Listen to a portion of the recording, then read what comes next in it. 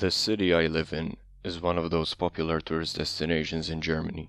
It's an old city with a rich history, beautiful architecture, and many sightseeing attractions. Most important of all, it is a clean city, for the most part at least. People forget the dirty network of tunnels that make up the city's underbelly. The sewers, that's where I work. Now, of course, times have changed.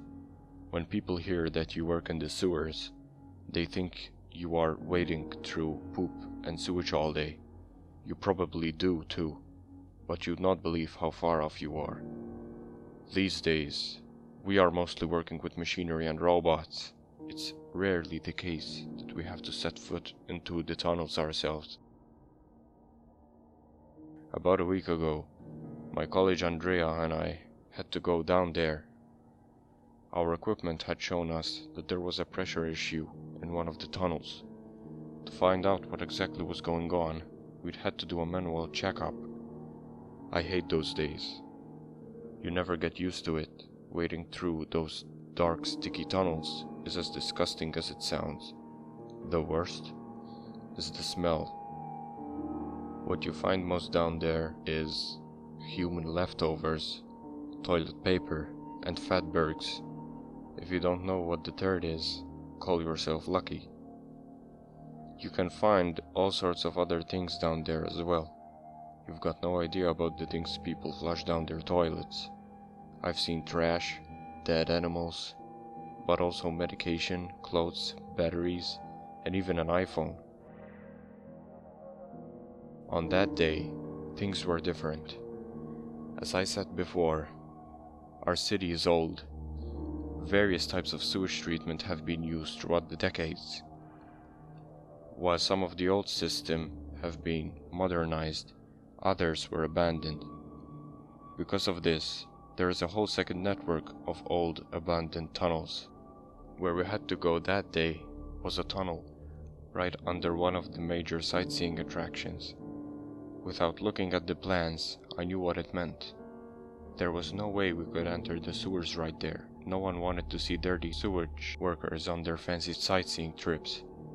Instead, my colleague and I would have to use an entrance a couple hundred meters away.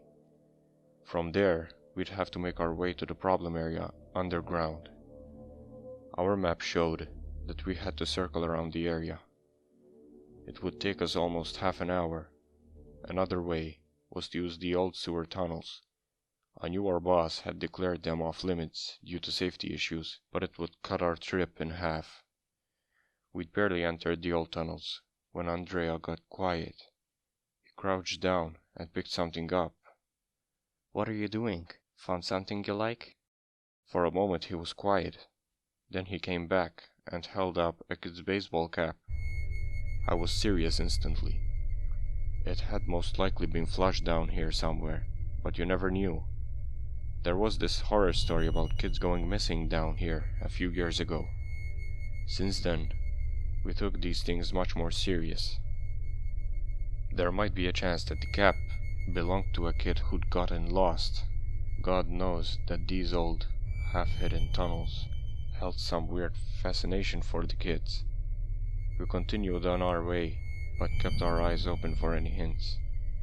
A couple of minutes later, we ended up in front of a metal sewer gate that kept us from going further. I was a bit confused.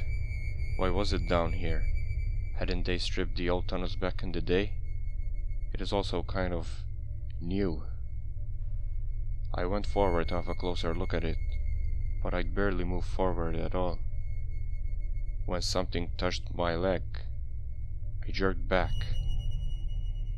"There's something down here." "What do you mean?" Andrea asked. "No clue. Bumped into something." "Hold on," I said, and took out my flashlight. The moment I pointed the beam at the water in front of me, I saw what I bumped into. It was the bloated, half-rotten corpse of a child. I stumbled backward before I crashed into Andrea and brought us both down. "What the hell are you doing, man?" He yelled at me. "It's a child. There's the corpse of a child down there. I got back up and pointed the flashlight at the spot ahead of us. There it was, rocking back and forth in the water. Andrea went forward and carefully tried to lift the corpse from the water. He barely got to raise it above the water level before the small body broke apart and vanished again.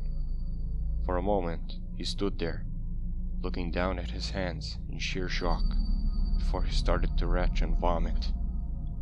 I moved towards him, the flashlight still on. I stopped after a few steps. My eyes grew wide. There's more, was all I could press out after a few seconds. As I kept shining the beam of the flashlight further ahead, I saw dozens of corpses behind the gate. What the hell? Andrea said, who'd look after the beam of the flashlight. For a moment, he was frozen in place. Then he looked at me. His face, a mask of despair and terror. Maybe a graveyard or something, I started, but broke up as I heard something. It sounded like footsteps. They were getting closer. I quickly motioned for Andrea to keep quiet and turned off the flashlight as well as the headlight on my helmet. He did the same a few moments after. We couldn't see a thing, but heard something getting closer from the other side of the gate.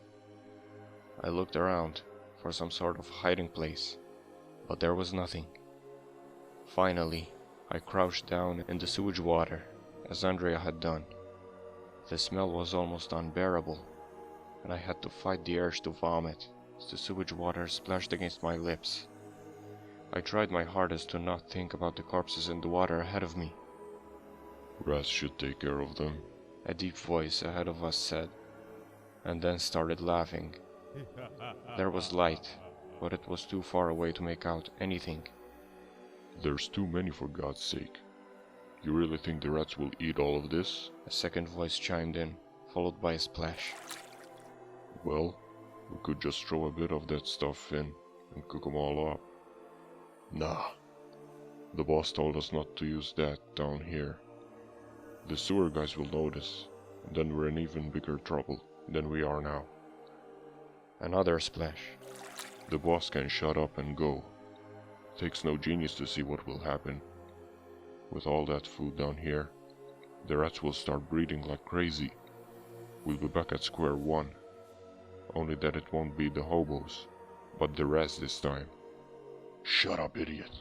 If anyone hears you talk like this, no one will know if you keep your mouth shut. The two voices kept talking like this, while the splashing continued. I was frozen in fear and disbelief. I couldn't believe what I was hearing. I don't know how long we waited there. It had been minutes after the voices and the light had vanished that we dared to move again. Slowly and quietly, we waded back in complete darkness. We were both scared because we both knew what we'd seen. Ours is a nice and fancy city, a beautiful and clean one. In the past years, though, the rents had gone up all over Germany. In my city, the prices had skyrocketed. Many people struggled with the high costs, and even more lived only barely above the poverty line. There is only so much the German social system can do in that situation. The number of people who had to rely on government support rose, and so did the amount of homeless.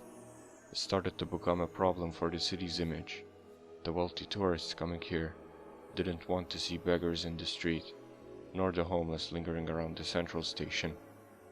There had been no real situation to the problem until the new mayor was elected.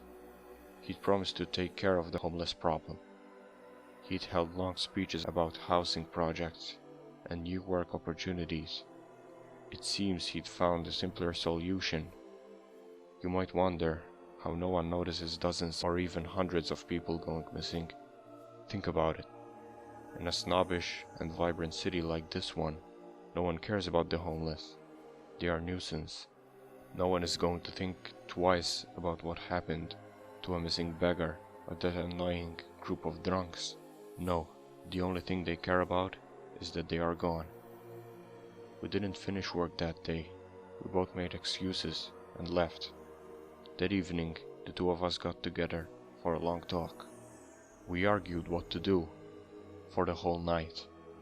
I still remember Andrea's face, the anger of it. He said we'd have to make this entire thing go public and go to the cops. We couldn't let them get away with this. I told him to stay quiet for the time being. We didn't know what was involved in this mess. What we needed was evidence. In the end, he nodded and agreed with me. 2 days later, we were scheduled on another shift together. He didn't show up. I tried to convince myself that nothing had happened and that he was sick, but I had a strange feeling about it. I called Andrea's wife, sometime after my shift, and she confirmed my suspicion. She had no idea where her husband was. She'd gone to the police, but so far, they had no leads. You have no idea how afraid I am. I don't know what Andrea did. Maybe he went to talk to the cops after all, or perhaps he went down there alone. I have no freaking clue. Either way though, I'm sure that something happened to him. It gets worse though. We sewer workers always go down in pairs. It's a common procedure. Whoever took care of my colleague knows that he wasn't down there alone. I'm sure that they know already who was down there with him that day.